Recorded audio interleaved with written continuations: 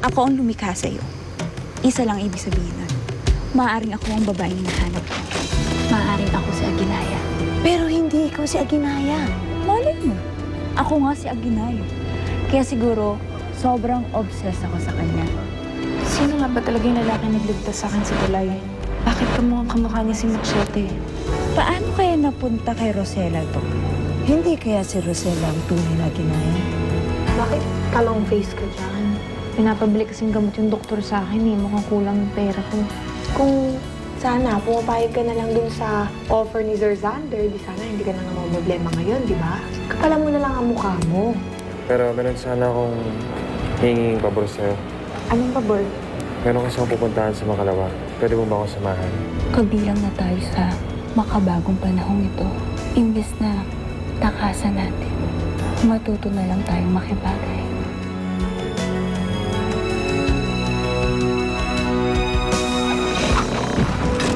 Ang bilis mo naman matuto, Machete. Pwedeng-pwede ka nang sumabak sa mundo ko.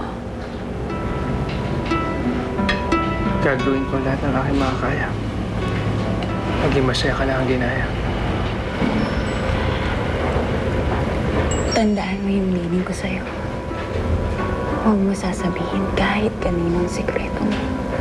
Kapag may nagtanong kung sino ka, tandaan mo yung sinabi ko. Hindi ko maunawaan.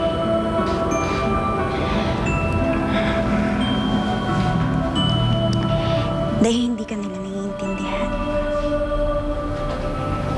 Kapag nalaman nila yung sikreto mo, baka ilayo ka nila sa akin. Gusto mo bang mangyari yun? Gusto mo bang paghiwalay na naman tayo? Ayoko.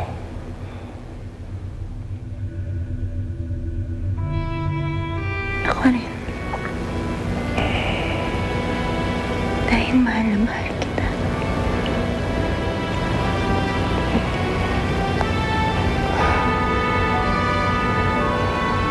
Iniibig rin kita, Ginaya.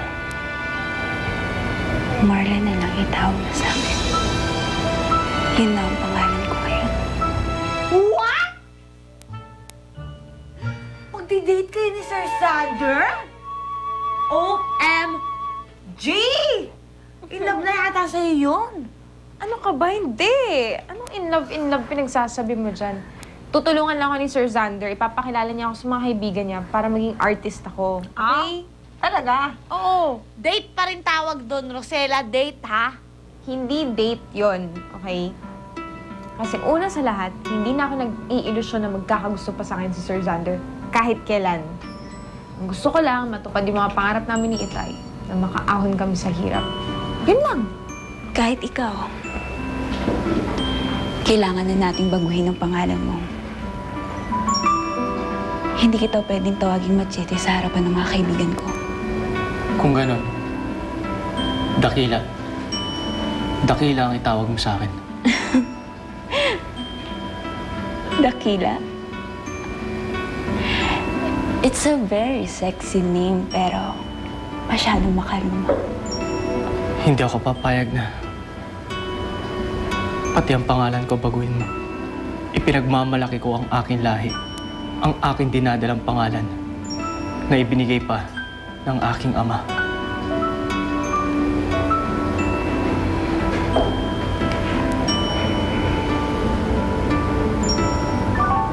O sige.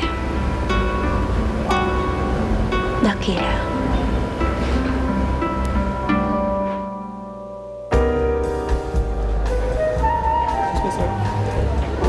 Thank you.